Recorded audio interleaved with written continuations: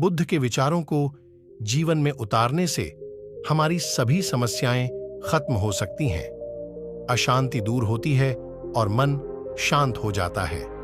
बुद्ध से जुड़े कई ऐसे किस्से हैं जिनकी मदद से हम ये सीख सकते हैं कि जीवन में सुख शांति पाने के लिए किन बातों का ध्यान रखना चाहिए।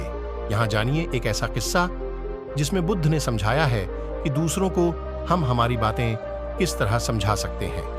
गौतम बुद्ध का एक नाम तथागत भी है।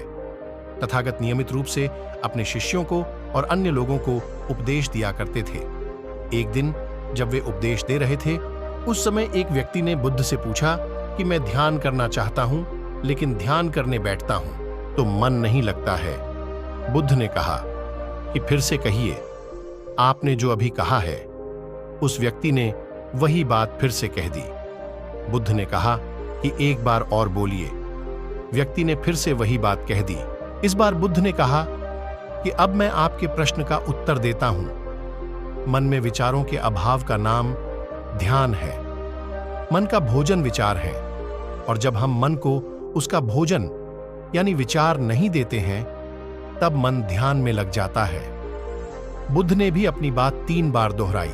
इसके बाद वहां बैठे लोगों ने बुद्ध से पूछा कि आपने इस व्यक्ति से प्रश्न 3 बार पूछा और फिर उसका उत्तर भी 3 बार दिया, ऐसा क्यों?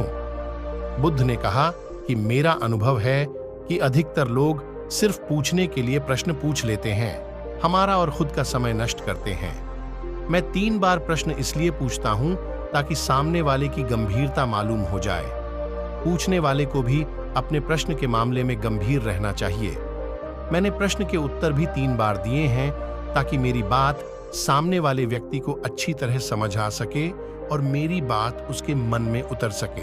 तो दोस्तों, इस कहानी से हमें यह सीख मिलती है कि जब हम किसी से कुछ पूछना चाहते हैं तो उसके लिए हमें गंभीर रहना चाहिए, और जब किसी के प्रश्न का उत्तर देना हो तो हमें उत्तर इस तरह देना चाहिए कि हमारी बात सामने वाले के मन में उतर जाए, उसकी सारी शंकाएं दूर हो जाएं और हमें अपनी बात भविष्य में फिर से दोहरानी न पड़े।